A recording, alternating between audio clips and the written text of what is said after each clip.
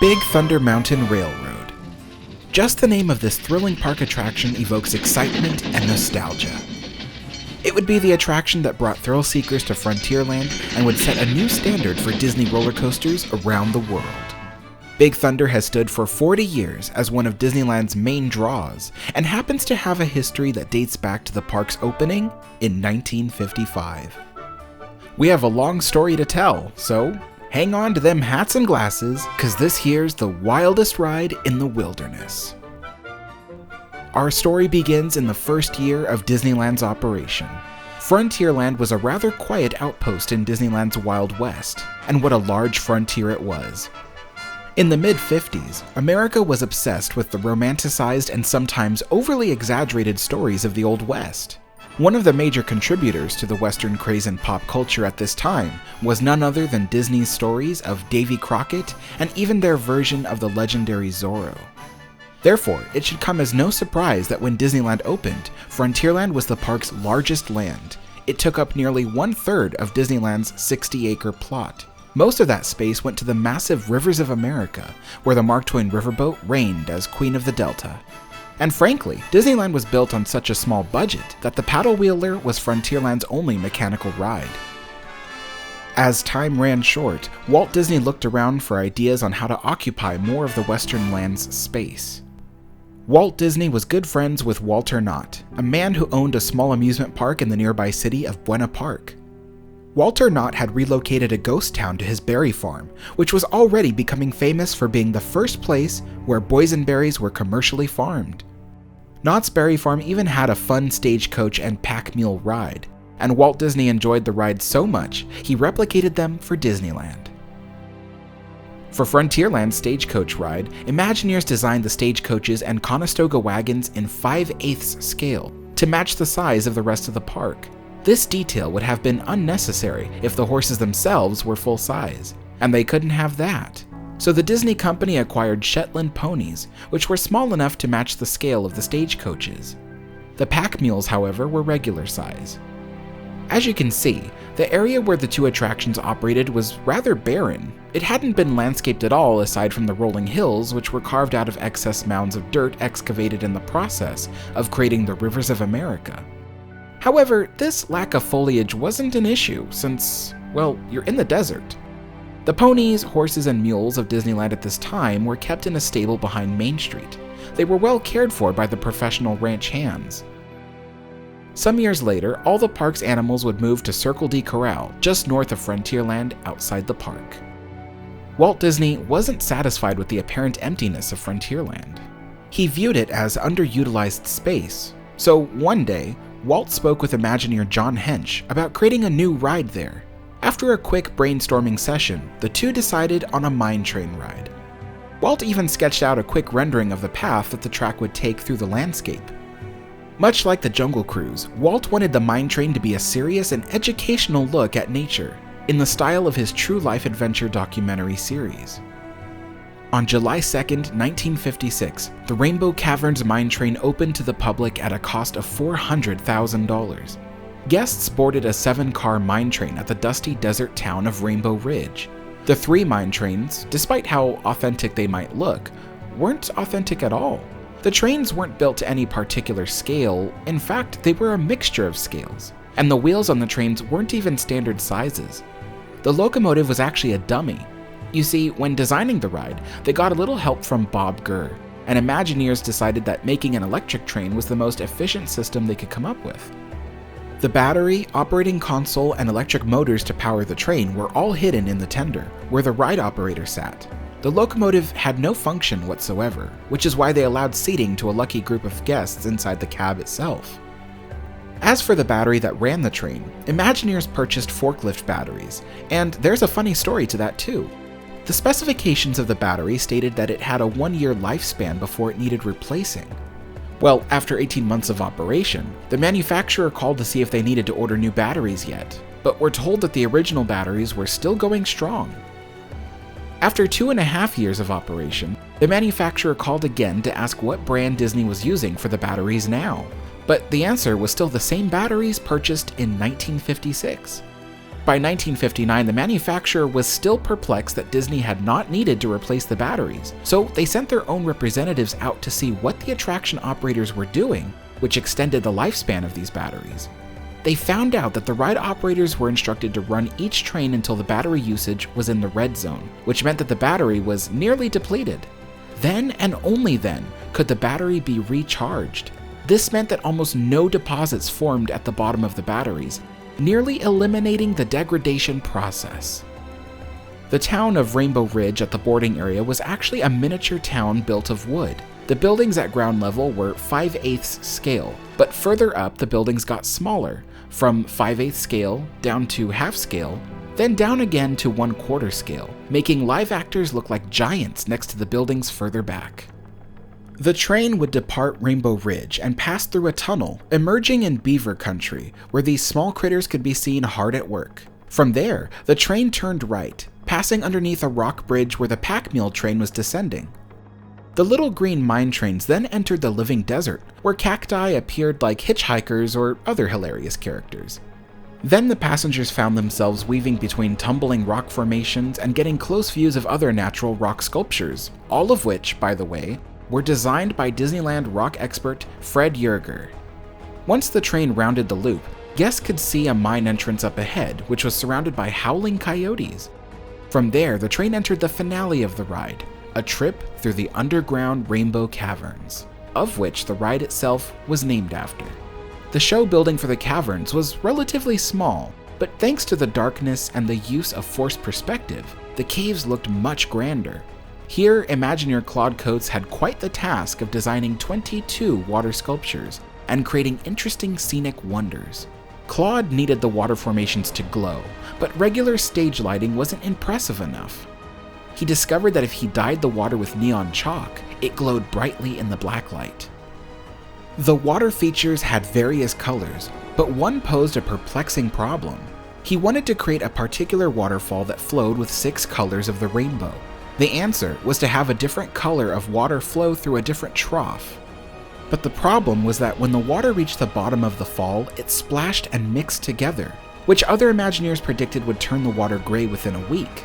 He asked John Hench for some help, and together they developed a special mesh made of thin, transparent fibers, which nearly eliminated the splash of the water when it hit the bottom and extended the life of the rainbow-colored fountain. And because the mesh was transparent, black lights could be hidden below it and shined up at the waterfall. The Rainbow Caverns mine train was a successful e-ticket attraction in Frontierland, and guests loved it. But they also felt it was too short and a tad bit boring.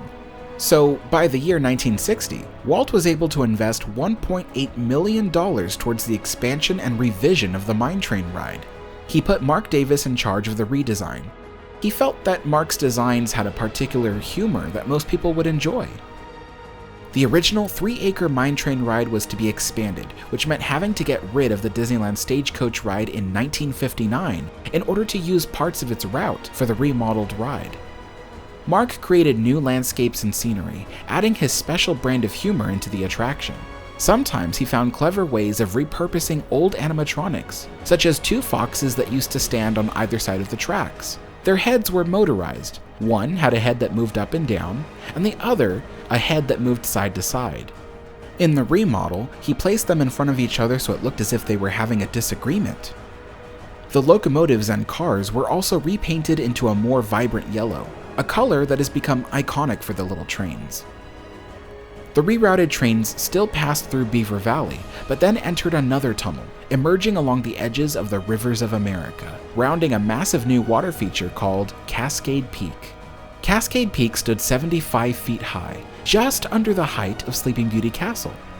Much like the Matterhorn, Cascade Peak was built on top of a pre-existing hillside, and the rock formation had multiple waterfalls spilling from it. They even had funny little names, such as the Twin Sisters, or even the largest and loudest one being called Big Thunder. After rounding Cascade Peak, the train entered another tunnel, emerging from it in an area called Bear Country. The mine train crossed a trestle bridge over a pond where bears could be seen catching trout, and along the shoreline, other bears were seen napping or scratching themselves against trees in ways most comical. Once the train reached the other side of the pond, it passed the arguing foxes, a bobcat perched on the hillside, and the scene of a tense battle between two elk. Passengers would continue on underneath the pack mule rock arch where it entered the living desert. Mostly, this area was untouched, but from here, the ride was also expanded. Instead of immediately turning left towards the tumbling rocks, the train continued on towards the tracks of the Disneyland Railroad, following the ledges of a rock retaining wall that held back the berm separating the living desert from Fantasyland. The train looped around a new scene, where mud pots of various colors bubbled, and then the train rounded some geysers where passengers were close enough to the Disneyland Railroad that they could wave at passers-by. The mine train then continued on its old route, through the tumbling rocks, then past the coyotes into the Rainbow Caverns, which was also reimagined with more rock features and plenty of stalactites and stalagmites. The new attraction was dubbed Mine Train Through Nature's Wonderland, and it opened on June 12, 1960. This became one of Walt Disney's favorite attractions, and whenever he toured his guests around the park, he always stopped at this ride, right after taking in a show at the Golden Horseshoe. After the death of Walt Disney in 1966, then the subsequent death of his brother, Roy, in 1971, the studios weren't doing so well financially, and it was sometimes operating at a loss. Disneyland and Magic Kingdom Park were carrying the financial burden of the company through these hard times, which is why they couldn't afford to let the standards slip.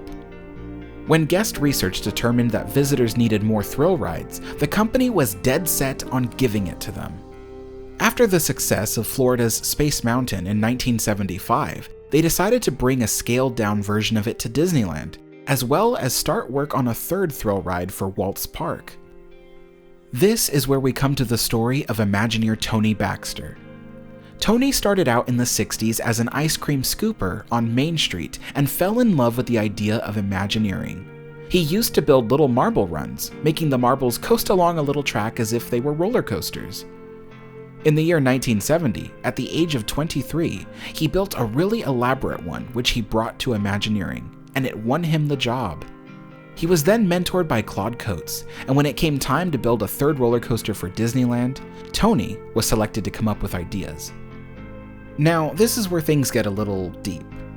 You see, back when Magic Kingdom Park opened in 1971, guests were upset that it didn't open with Pirates of the Caribbean. Little did they know that Imagineer Mark Davis was already working on an East Coast version based off of the Wild West. He called it the Western River Expedition. It was going to be a boat ride passing through a show building disguised as a blend between the Grand Canyon and the rocky formations found in Utah. But the project was taking too long to develop, and the company preferred to install a duplicate Pirates of the Caribbean instead. Meanwhile, Tony Baxter pitched the idea of a Runaway mine train roller coaster to replace the Mine Train Through Nature's Wonderland at Disneyland. Though Disneyland's mine train was originally designed by John Hench and Claude Coates, it was Mark Davis who boosted its popularity when it reopened in the year 1960. So when Tony Baxter was given the green light to bulldoze the mine train, Mark wasn't too happy. But that wasn't where things ended. The company liked the idea of the roller coaster so much that they already had decided to build a version of it for Magic Kingdom. It would be built right in the spot where Mark's ride was proposed. The Western River Expedition was forever canceled. This story sparked legend that Mark Davis and Tony Baxter were enemies of sorts. Though I have never found any substantial evidence to suggest this as truth, it can be imagined that Mark had at least felt defeated by Tony Baxter's new ride. The mine train ride closed January 2nd of 1977, and work began on leveling the site. But this is where Tony's nostalgia and respect for his mentors showed. He made sure to save as much of the elements of the mine train as possible. Tons of artifacts and animatronics went into storage to see if they could be repurposed for the new roller coaster. Some elements were even shipped to the coaster in Florida. The backstory that Tony developed for the thrill ride was that the mines of Rainbow Ridge had been completely abandoned after the mountain was plagued with several earthquakes. Then the playful supernatural forces of the native culture took hold of the mining trains, sending them rushing through the mines at breakneck speeds. The mountain was infamous for its earthquakes, So much so that the inhabitants of the nearby town of Rainbow Ridge had taken to calling it Big Thunder Mountain. Guests enter the queue where authentic mining equipment is strewn about everywhere.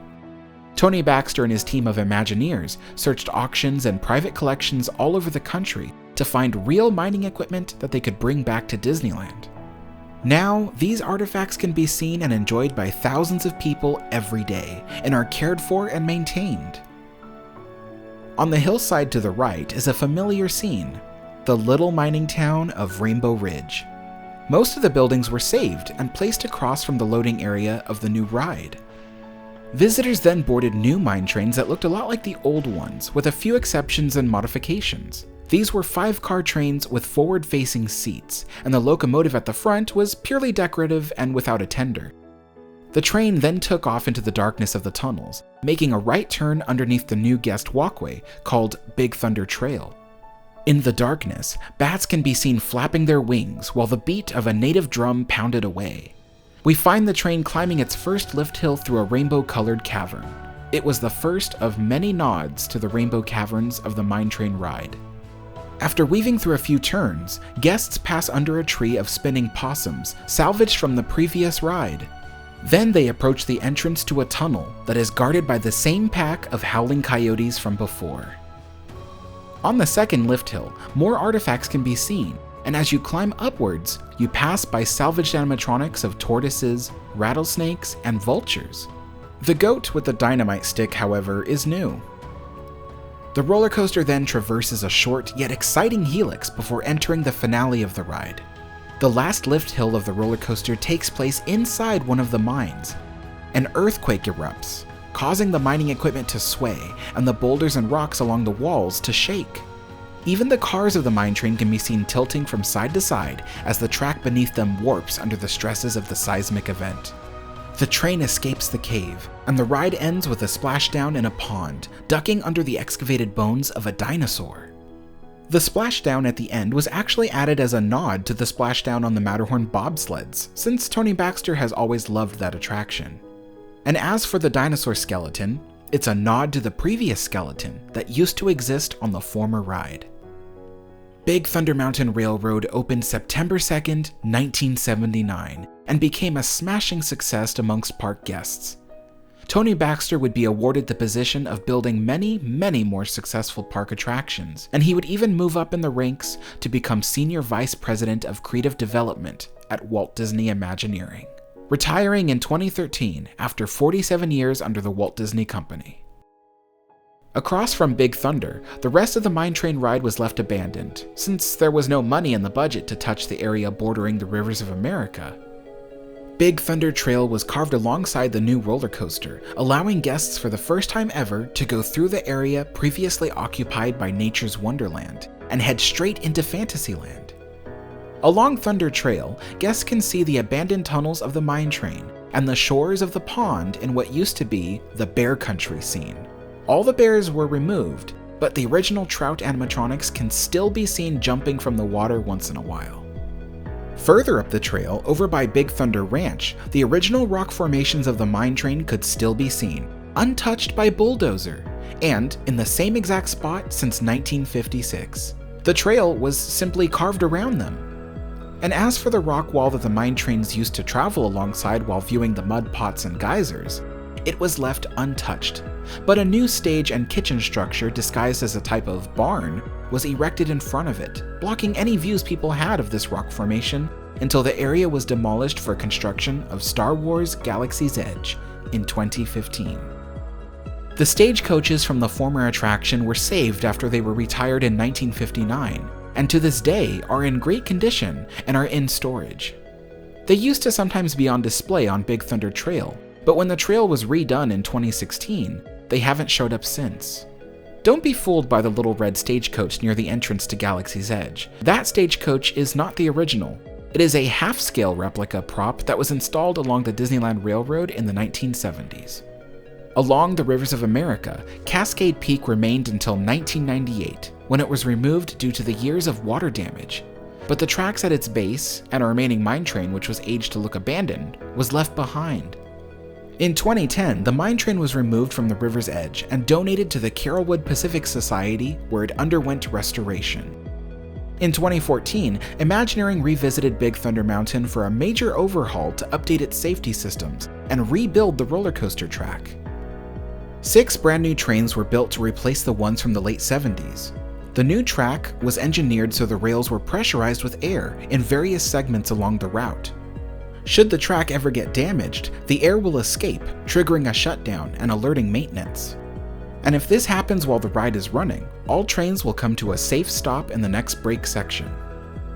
When Imagineers inspected the wooden buildings of Rainbow Ridge, they discovered termite damage so advanced that it warranted a complete rebuild. Using photographs and old blueprints of each building, they were carefully rebuilt from scratch. The end result is almost as if you're looking at the original buildings. A new finale was created for the ride during its refurbishment. Instead of rocks and boulders shaking from the earthquake, they installed a new scene where the earthquake causes a lamp in the blasting zone to tip over and break, igniting the fuses to several sticks of dynamite placed around the cave. Disney utilized new projection mapping technology to show the sparks flying as the fire from the burning fuses zipped around the tunnel in every which way. The resulting explosions released water vapor smoke effects where the fire was projected onto them, creating a surprisingly realistic effect. Fans adore this new finale, though it's not easily noticeable that an earthquake is what caused the explosions. Even after replacing the track, they still kept the effect of the warped rails, which caused the train cars to sway as they climbed up the lift hill. Big Thunder Mountain Railroad is quite an exciting experience, and definitely one that leaves guests satisfied. It combines a bunch of aspects that people love, such as trains, the Old West, mines, dynamite, and even scenic wonders. Even the mountain itself was designed to be beautiful. Tony Baxter drew inspiration from the hoodoos of Bryce Canyon National Park in Utah, and the mountain presented a challenge. It was designed 124 feet tall, but Tony didn't want its size to compete with Walt's Matterhorn, so he had the whole thing sunk about 20 feet into the ground, so it only towered at 104 feet. Since the introduction of Big Thunder Mountain, Frontierland once again became a must-see area. Its popularity helped ensure Disneyland could compete for thrills, and it was a chance for a budding Imagineer to show his talent. It set a new standard with Disney roller coasters, especially in a way that Space Mountain couldn't. Space Mountain was mostly a dark and empty building, but Big Thunder is very much visible. It had to be a heavily themed and immersive environment. Over 4 decades after the first trains launched happy park goers into the quaking mines of the railroad, Big Thunder Mountain is still considered one of the best attractions at Disneyland.